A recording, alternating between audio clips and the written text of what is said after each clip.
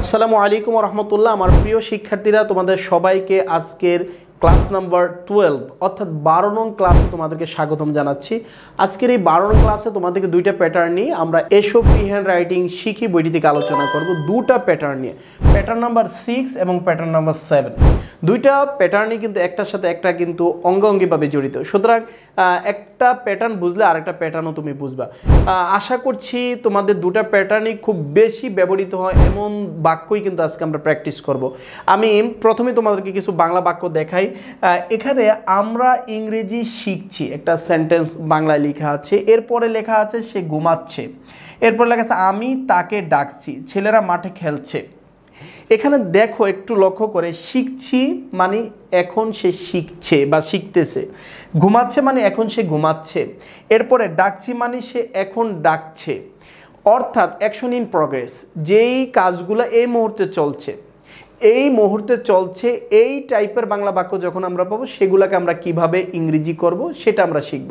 অতএব আমাদের আজকের ক্লাসটা হচ্ছে কিছু করছে বুঝাতে, কিছু করছে মানে এই মুহূর্তে কিছু করছে বুঝাতে প্যাটার্ন 6টা আমরা ব্যবহার করব। এবং এটার প্যাটার্নটা দেওয়া আছে subject plus am is are plus verb plus ING, ING যুক্ত ভার্ব। আমরা একটু মনে রাখি, যদি কোনো কিছু ঘটছে, কোনো কিছু চলছে, কোনো কিছু হচ্ছে, কোনো কিছু করছে বুঝায়, সেক্ষেত্রে আমরা subject plus am is are plus verb plus আইএনজির এই প্যাটার্নটা ব্যবহার করব। সুতরাং আমরা বাংলা বাক্যকে ইংলিশ করা শুরু করে দেই। চলো, আমরা ইংরেজি শিখছি। প্রথমে আমি বলে নেই সাবজেক্ট প্রথমে, আমরা শিখছি, আমরা আসবে প্রথমে, উই। এরপরে হচ্ছে যেহেতু প্যাটার্নে বলা আছে সাবজেক্টের পরে অ্যামিজার, অতএব এখানে আর হবে। আমরা জানি কেন আর হবে, কারণ হচ্ছে সাবজেক্ট যদি প্লুরাল হয়, যে এখানে লেখা আছে, একটা দুইটা নোট দেওয়া আছে। এখন এখানে কেন আর হবে, কারণ হচ্ছে এখানে লেখা আছে একটা নোট, এই দুইটা নোট একটু পড়ে দেখবা, যেখানে লেখা আছে কোথায় এম হবে, কোথায় ইজ হবে, কোথায় আর হবে। বইয়ের মধ্যে সব লেখা আছে, আমি শুধু বুঝাইয়ে দেওয়ার কাজটা করতেছি। এরপর তুমি যখন নিজে আবার স্টাডি করবা, দেখবা প্রতিটা লাইন তুমি বুঝতেছো। সুতরাং এখানে আর হবে উইর কারণে। এরপরে ভার্ব প্লাস আইএনজি, এই জন্য লার্নিং। এরপরে আসো আমরা শিখছির কাজ শেষ, আমরা কি শিখছি? ইংরেজি। এই যে ইংরেজির জন্য আমরা এখানে ইংলিশ শব্দটা অবজেক্ট হিসেবে ব্যবহার করব। এরপরের বাক্য দেখো, সে ঘুমাচ্ছে, সাবজেক্ট হচ্ছে হি, এরপরে অক্সিলারি ভার্ব ইজ, ঘুমাচ্ছে, ঘুমানো ইংরেজি স্লিপ, এজন্য স্লিপিং হচ্ছে। কারণ স্লিপিং হওয়ার কারণ হচ্ছে এটা প্রেজেন্ট কন্টিনিউয়াস টেন্স, আর প্যাটার্নই তো আমাকে বলে দিচ্ছে।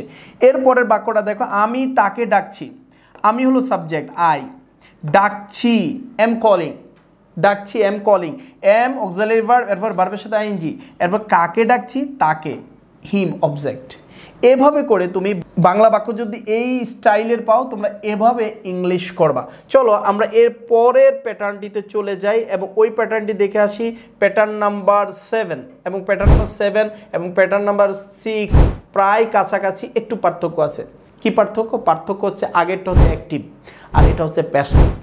আগেরটা হচ্ছে সাবজেক্ট, সে ঘুমাচ্ছে, আমি তাকে ডাকছি, সে রান্না করছে, সে ইংরেজি শিখছে, সে, আমি, তুমি, সাবজেক্ট উল্লেখ আছে।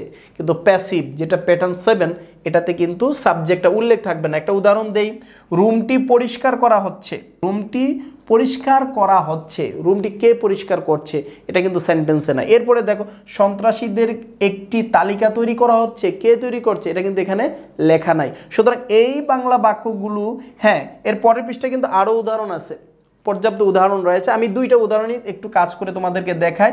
সন্ত্রাসীদের একটি তালিকা তৈরি করা হচ্ছে, সুতরাং এখানে একটি তালিকা, এটা হলো সাবজেক্ট, আ লিস্ট।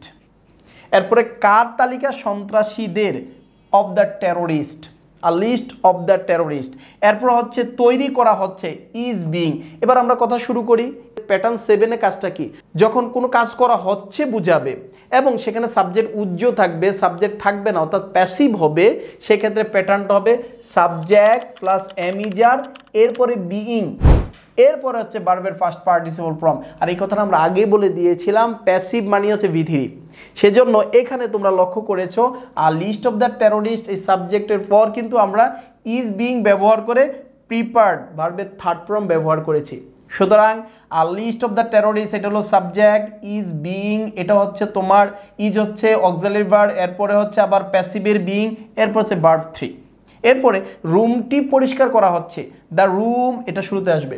এরপরে অক্সিলারি ভার্ব ইজ, এরপর প্যাসিভের বিইং, এরপর হচ্ছে পরিষ্কার করা হচ্ছে ক্লিনড B3। এভাবে করে তোমরা প্যাটার্ন 7টা প্র্যাকটিস করবা। আজকের ক্লাসে এ পর্যন্তই, পরবর্তী ক্লাসে আবার দেখা হবে ইনশাল্লাহ।